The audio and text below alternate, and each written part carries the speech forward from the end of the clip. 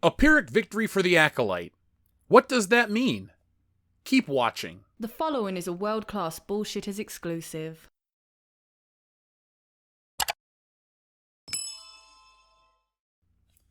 The Acolyte has been a fun show to lampoon over the last few weeks. It's brought us a few thousand new subs and helped us get through a heat wave, but apparently this show is successful.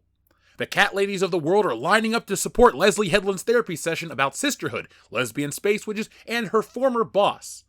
Or are they? Before we get into that, today's video is brought to you by me, Jeff Hicks, and the best Star Wars parody since Spaceballs, and I'm not talking about Disney Star Wars, I'm talking about Stealing Solo. By the way, folks, there's only 6 boxes left of the book, and once it's gone, Stealing Solo is gone for good. Stealing Solo asks the greatest what-if question of all time. What if a group of disgruntled Star Wars fans kidnap Harrison Ford and force him to remake Star Wars in their basement? That, and a whole lot more, is answered in Stealing Solo, a Captain's parody. Stealing Solo has been called Laugh Out Loud Funny and the greatest Star Wars parody since Spaceballs, and it's available now for a limited time only. Go to stealingsolo.com, which is powered by Shopify, so you get the reward-winning safety and security, and get yourselves a copy today. Once we sell through this limited backstock, I'm going back to the drawing board to bring you the sequel, which parodies Luke Skywalker's fall from grace, and finally the closing chapter, which I can't wait to get to, Frankenfisher, the Bride of Solo. And yes, it's exactly what you think it is. So folks, the only way to get that is go to stealingsolo.com right now, get yourselves a copy, and enjoy the greatest Star Wars parody since Spaceballs. Exclusive data suggests The Acolyte is a Star Wars success story despite the backlash. The streaming boom has made it very difficult to fully understand how different TV shows are performing, and especially so when they're controversial. The Acolyte has been the subject of a review bombing campaign, meaning many traditional indicators are pretty much worthless. Although the Disney Plus show is known to have lower viewership than Ahsoka in its first week, other stats seem almost designed to confuse rather than shine a light on the situation.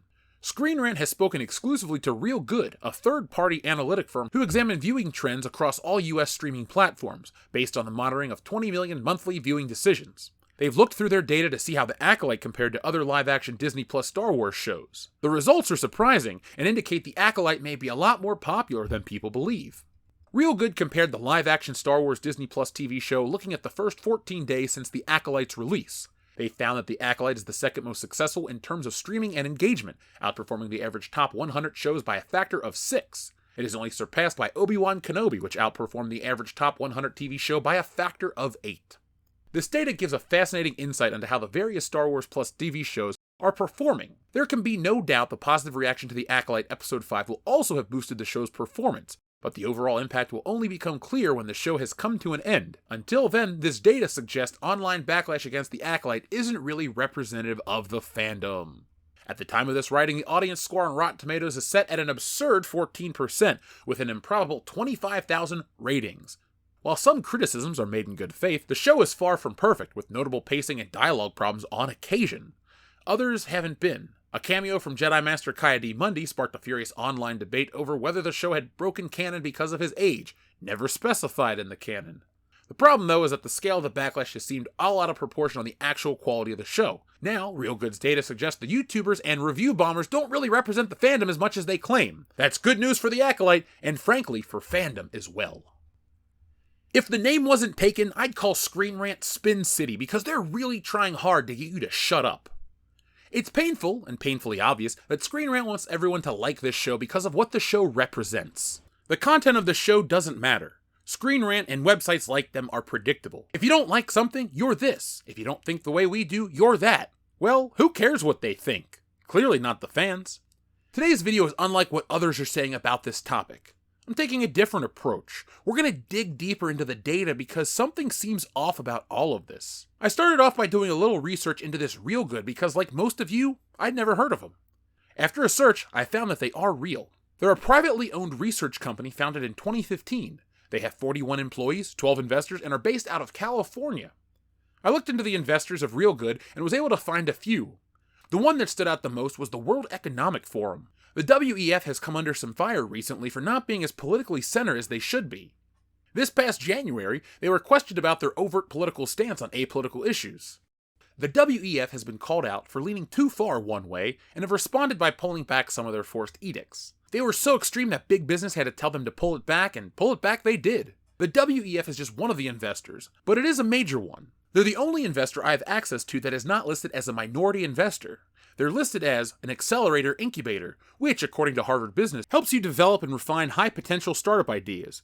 Incubators often operate locally and provide a host of resources such as physical space to access as needed over a span of 1 or 5 years. Startup incubators are like a greenhouse for young businesses. They provide the nurturing environment and resources needed for startups to develop strong roots to grow into successful ventures. We know the environment, we know the company. If a major investor wants to spread a certain message, they'll create a business that does just that. Now it's time to look at the other perpetrator in all of this, Screen Rant. If there's a one-sided opinion, leave it to Screen Rant to run that point into the ground. They're like the Kotaku of movie websites. They're annoyingly predictable, but why are they like this? Why are they so angry about people who don't like the Acolyte? Well, that's obvious, but you'll have to wait a moment to find out. Screen Rant is a lot like Collider, the Mary Sue, etc. They all have the same talking points and they try to railroad them down your throat.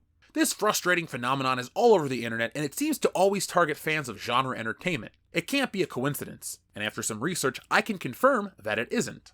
I looked into who owns Screen Rant and found that they're owned by Valnet. Valnet is a global digital publishing company that owns and operates 25 plus authoritative brands across diverse verticals. Here are some of their sites. I went to the Valnet website to learn a little more about their portfolio and was surprised to find that Screen Rant, CBR, and Collider are all part of it. It's always been clear that Collider was a garbage tier website. Stevie Wonder could see the payoff in each article. Collider has been called access media because they provide positive media for access to things. A few years ago, Christian Harloff had a meltdown about not getting to go to Disneyland for free to see the new Galaxy's Edge ride. He claimed he put in 5 years of being a fan. He worked for the last 5 years to get to go. Then he cried about it. In his ramblings, he even admits that he hates being called a shill. Why would people call him a shill? The same goes for John Campea. He may have changed his tune these days, but if there was a corporately approved opinion, it was coming out of John Campea's mouth. Collider was and still is looked at in this way. It's pay for play and entertainment, and Collider is the first one at the bank to cash the checks. Screen Rant is no different. While their website may lack the personalities that Collider props up as fans, their takes are equally egregious and one-sided. They always come to excuse Disney and always blame the audience. They're part of the bigot brigade. You know, those people who accuse everyone of being terrible things for not liking a product. You've heard it 1,000 times. It never works. But Screen Rant keeps trying. While it is annoying, I wanted to get down to the why, and oh boy, is the why surprising. I did a deep search into Valnet's website and noticed a job listing on it. So as you can see here, they're looking for a sales executive. They're seeking an ambitious and driven portfolio associate to join a dynamic team at Valnet. In this role, you will play a pivotal role in building relationships with streaming platforms such as Netflix, Disney, Prime, and studios like Paramount, Warner Brothers, Sony, etc. You will be responsible for managing and negotiating affiliate marketing commissions, as well as pitching sponsorship opportunities and campaigns to promote movie and TV productions directly to major studios. So if I'm reading this correctly, the coverage on their website is paid coverage. All the articles on Screen Rant, Collider, etc. are all paid sponsorships. Their opinions aren't even opinions, but what Disney wants to be said about their products. All the reviews and accusations levied at fans come from Disney. When you put it all together, it looks worse. Valnet, who gets paid by Disney for coverage, paid Real Good to do the research on the Acolyte. Real Good's majority investor is the WEF. The WEF invests in companies that will push their agenda from the ground up. However, they were recently accused of being overtly left-leaning and were forced to go more center. The agenda of these companies is very obvious, and outlets like Collider and Screen Rant are the mouthpiece for those views. The Acolyte lines up with what those companies want to push in the mainstream. That is why the Acolyte gets defended to the ends of the earth. At the end of the day, Disney paid for this research to make fans look bad and elevate the Acolyte. When you look back, similar articles popped up that touted vague streaming metrics to elevate what current show is on Disney+. Was the Book of Boba Fett really a bigger deal than The Mandalorian? This article wants you to believe it is, but if that's the case, why is The Mandalorian getting a movie and not the Book of Boba Fett? You can fudge the numbers to make anything look good, but how fans receive it is the true metric of success. No matter the score, the majority of fan discourse surrounding the Acolyte is not good.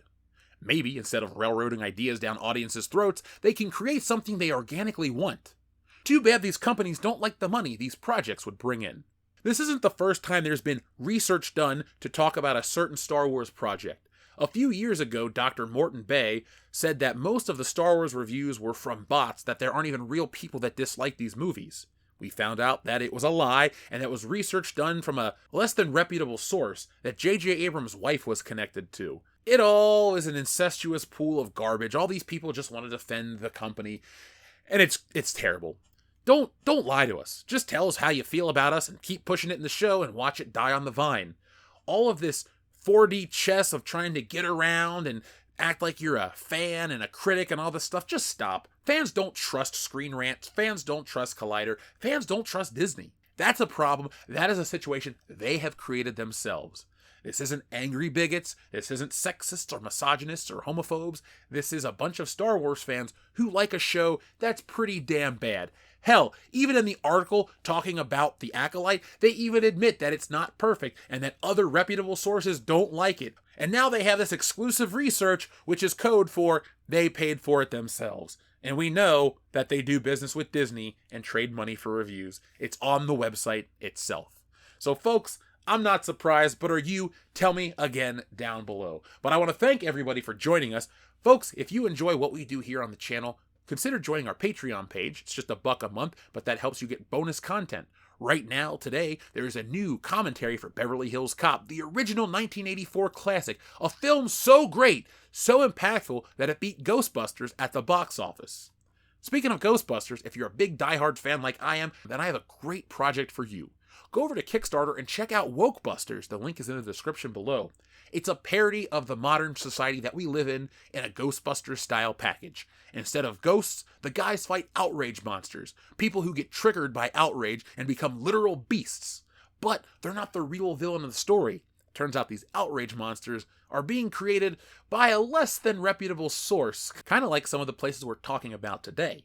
But in the story, we find out that they create the outrage monsters to control society. It's funny, it's epic, it's got a lot to say, and it's only available for 23 more days. So folks, help Wokebusters get past its goal. It's the type of story you're all clamoring for.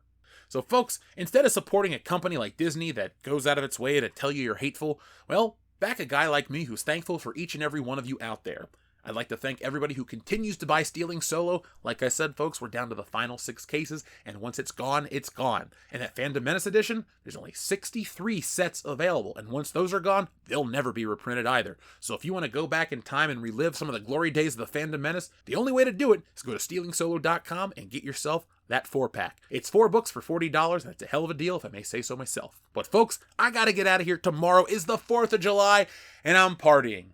I'm also probably going to watch Beverly Hills Cop 4 again. But until then, folks, be smart, be safe, be cool, but always be excellent to each other.